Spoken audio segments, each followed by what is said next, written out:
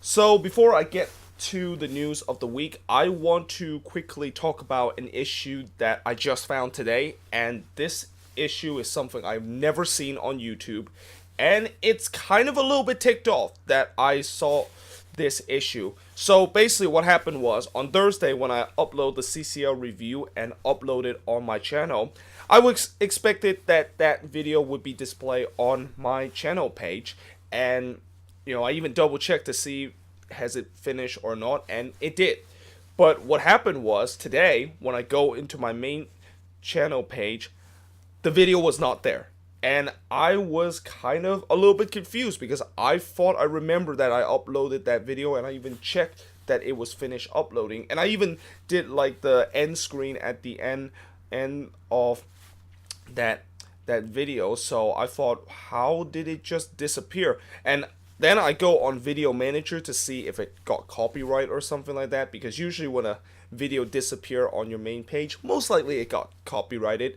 But that was not the case. When I look on that video, it was not copyrighted. It was just there, and I was really confused about that. I don't know why did it appear on my video manager and that it did not get copyright, but it didn't display on my main channel and on the page where pretty much if you're a subscriber or even if you're not a subscriber would look at my channel, and it wasn't there. So I don't know why that is the case, and unfortunately I'm not going to re-upload this video because it's been 4 days since I done that video, and I don't think anybody would watch the review of the CCL first leg when the second leg is literally just 2 days away from now. I mean, people are probably more worried about that, and certainly for the teams that are involved and the fans that support those teams that are involved in the CCL are kind of looking forward to the second leg more than actually looking back at what happened in the first leg.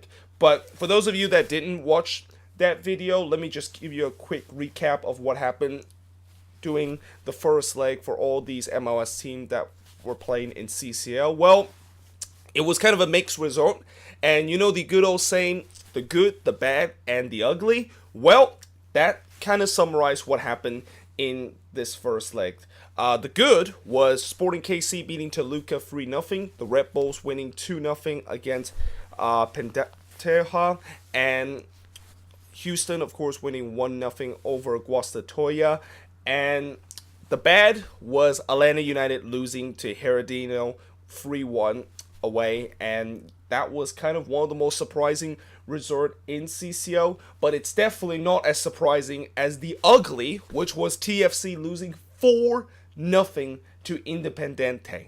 Yeah, 4-0 thrashing. And I know TFC is not a team that is going to really compete for CCL. I mean, as much as I said that this is the year that they might get some redemption after what happened in the offseason, yeah, all bets are off in terms of them getting redemption and getting their way back to CCL. But to just get embarrassed on opening night like that, and that was the first game of CCL for all these MLS teams that was involved in, yeah, that was really, really embarrassing. And yeah, I mean, I don't know how in the world are they going to turn that around, unless they do a Barcelona where Barcelona a couple of years ago were 4-0 down in the first leg against PSG and then won 6-1, albeit it was a controversial second leg because of all those dodgy referees decision. Although, having said that, CONCACAF is always full of dodgy referee decisions, so maybe that could be the case for TFC, but I just don't see how in the world they can come back from this. And I think it's better for them to just bow out of CCL and just focus on the league now, because there is so much issue with that team. And I'll get to that when we get to the prediction video, which I will of course be doing on Wednesday and also on Thursday. On Wednesday I'll be doing the Eastern Conference version, and then on Thursday I'll do the Western Conference version of my prediction of how this year table is gonna look in MLS. But meanwhile, let's now get into the news of the week, and there isn't really a lot of news even for these past week. I'm going back to the format where I only do one news of the week video per week, although I'm gonna do another one on Wednesday, and then the very next one will also be on the following Wednesday. So this is gonna be the last video or the last news of the week video that I would do on the weekend for a while. But yeah, let's start with the Rapids. They have signed Kellyn Acosta to a new 3-year contract, and this is a bit of a surprising one because I thought Kellyn Acosta, when he joined the Rapids, I thought he wasn't going to stay there for very long. It was just probably with the Rapids wanting him and just trying to stabilize the club, and then eventually maybe Acosta, if he does well enough with the Rapids, he will just go to Europe. Now, I'm not saying that this 3-year deal prevents him going to Europe. I mean, he can still go to Europe even though his contract is not up. But having said that, I'm kind of surprised that he decided to stay for a while. I thought he might think about eventually going to Europe. I mean, he'd been saying that he wanted to go to Europe for a while, but doesn't seem like that's the case. Looks like he is staying with the Rapids and staying in MLS for just a bit. The Portland Timbers ended their pursuit for, and this is actually not off, it's actually for, just some grammar mistake, for Eduardo Vargas, which was the DP striker that they were pursuing. And yeah, this is another very strange one because, you know, the Timbers, they really want to get a DP striker coming into this season because the only guy that can play striker for them is Jeremy Abobasi. And no offense to Jeremy Abobasi, you know, he had a decent year in the second half of the season, but I don't think the Timbers really think that he could be that guy that can carry this team and kind of be the Fernando Audi type of player that can score a bunch of goal. And in some way I kind of do agree because, you know, Abobasi is still very young, and, you know, time will tell whether or not if what we saw in the second half of the season is something that we're going to see in his career. And, you know, in the playoffs he really struggled. So yeah, that's why I think the Timbers are they want to make sure that they actually got a decent number 9, a proven quality number 9. Although I'm surprised that they decided to end their pursuit for Eduardo Vargas. And with that being said, this means that probably the Timbers are going to wait until the summer transfer window, which on one hand I think it's reasonable because the Timbers are going to be on the road throughout this first half of the season, which means that they are going to be a low block team. They're going to defend a lot and trying to hit teams on the counterattack because that's what most MLS team would do whenever they go on the road. And then the second half of the season, when they do get that DP striker, they're going to get things going. And in some way, the Timbers are trying to take a page out of their Cascadia rival Seattle Sounders. Remember how the Seattle Sounders for the first half of the season really don't have a striker in their team, and they were just kind of like treading waters, and once they got that big DP signing, Raul Ruidiaz, they went on an absolute tear and then eventually make the playoffs. So I think that's what the Timbers are trying to do, although I'm pretty sure the front office are not admitting that they are just going to throw away the first half of the season because, you know, the first half of the season is still part of the MLS season. You know, the season doesn't start until July, unless if you're the Seattle Sounders, that is. Next up, sticking with the Timbers, they do acquire somebody and acquire Jorge Moreira from River Plate. So this was the guy that I talked about in the last episode that they were rumored with, and now they have signed him. And I'm not quite sure if this is going to be for depth for that fullback position. You know, they already have two very good fullbacks in their team with Valentin and Jorge Villafania. So not quite sure if Moreira is going to be stepping into the fullback. I'm assuming probably he would because he's coming from River Plate, and I'm not quite sure did he really start with River Plate or not. But anytime when you have a name come from a very respectable and one of the biggest club in South America, yeah, you definitely would think about starting him. Next up, LAFC. So they have signed 3 trialists, and apologies if I butcher this name, Philip Ijemandu, I think that's how you say it, and he's a goalkeeper that they signed Lamar Batista and Adrian Perez. Batista was a guy that I talked about last time, and I didn't know that he was actually on trial with LAFC, but they signed him as a defender, and Adrian Perez is a forward. And I'm guessing three of these players, I think maybe Batista is the only guy that I think he could potentially get minutes because, LAFC has been kind of desperate to try to add depth in that back line. But the other two, with Egypt Mandu, I don't know if he's going to get minutes as a starting goalkeeper. I mean, usually when you come in as a goalkeeper and the team has already got a starting goalkeeper with Tyler Miller, you know that you're not going to play a lot. It's not like the goalkeeper is one position where if you're the backup goalkeeper, don't expect to get many minutes because usually the starting goalkeeper is going to start games, and teams will always pick the starting goalkeeper unless if it's just a game that the team think that it's not as important, like for example the US Open Cup. Maybe Adriano would get some minutes during that time. And with Adrian Perez, well, good luck trying to break in that four position with the fact that LAFC is just stacked in terms of forward, which kind of makes me question why in the world are they signing another four when they have signed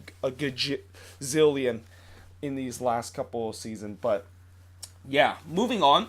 Mauro Manotas have signed a 3-year extension with the Houston Dynamo, and Manotas, I cannot believe that this is actually his 5th year in MLS, considering the fact that I think he's only 23 years old. So he of course joined the Dynamo in a very young age, and they're gonna sign him to a 3-year extension. And in some way, I think this is a good extension because Manotas, last season he was incredible.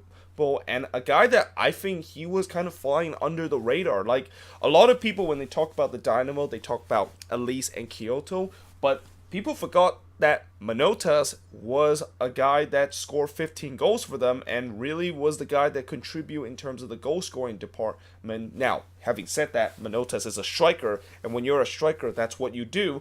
But still, I feel like he was kind of flying under the radar and kind of underappreciated of how good he really is. So I think this is a good extension that the Dynamo have just signed to keep him for 3 more years. And yeah, we shall see what he does this season. And can he, of course, replicate what he did last season when I think he scored 16 goals last season in all competition, which was his career high. But next up, another striker, but this time he is not going to be resigning with the team, but instead is on the move, and that of course is CJ Sapong, who has been traded to the Chicago Fire for up to $450,000 of GAM and TAM and in allocation money. Now this deal, I am kind of a little bit confused and kind of a little bit of a head scratcher of why the Fire decided to get CJ Sapong, because I think for the Fire, what they need right now is defenders. They don't really have a lot of defenders on their team. Their defender depth is probably the thinnest in terms of every single team in the league, and they don't have really a lot of quality in that defensive end besides Johan Keppenhoff. So why in the world are they spending kind of, I wouldn't say big money, but $450,000 is still really big kind of amount of allocation money to get CJ Sapong when they already have Nemanja Nikolic there. And I'm guessing Sapong, I don't know if he's gonna be replacing Nikolic. Well, actually, no, he's not gonna replace Nikolic. If they replace Nikolic with Sapong, and that's just crazy. There's no way that's gonna happen. So do you put Sapong on the wing? And I have heard that they would probably put Sapong in terms of where David Accam used to play, which is not a bad idea. But having said that, Sapong has been usually used as a number 9, and yeah, again, if they of course sign him to just add in depth in terms of the forward position, that's good. But if you're going to do that, you don't pay $450,000. That seems a lot for a bench player and for a depth player. And I feel like rather them decided to add some depth in terms of striker, they could have either used that 450,000 to sign a defender, or just lessen the amount of that. Like maybe 200,000 would be more reasonable for a depth player. And I know usually when you decide to try to sign a striker from another team, it's usually more expensive than when you sign a midfield or a defender. But still, 450,000 for a player that's probably going to be sitting on the bench and kind of part of the reserve is just ridiculous amount of money. But finally, Garth Lagerwey have said that he is not expected to sign a big money DP signing in the future. So Seattle actually only have 2 DPs right now, because I think Ozzy Alonso was a DP for them, and since now he moved to Minnesota, they have that DP spot open. But Garth Lagerwey, the GM of the Sounders, says that he's not thinking about bringing a big splashy kind of DP. And I guess in some way you could say that, well, he thinks that he's kind of running out of money with this team, because he has already made some big money signing, getting Victor Rodriguez, getting Raul Ruidiaz, and getting Calvin Leerdam, and all those players to try to kind of retool this Sounders team.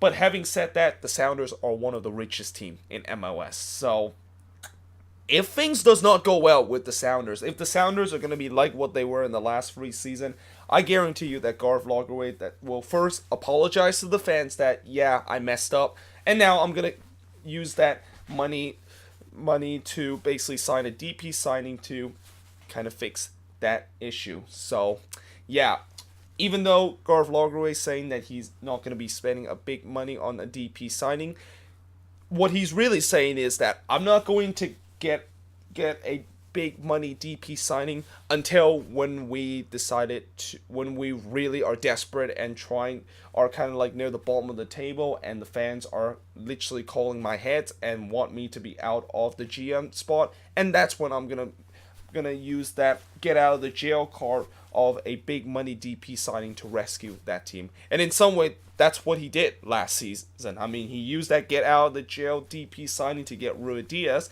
and the next thing you know, the Sounders was good again. So yeah, there you have it. That is pretty much it for the news of the week. Let me know in the comments below, what do you think of these news, or any news that I've missed in the MLS headlines in these last couple of days. And yeah, hope you guys enjoyed this video, and I will see you guys next time.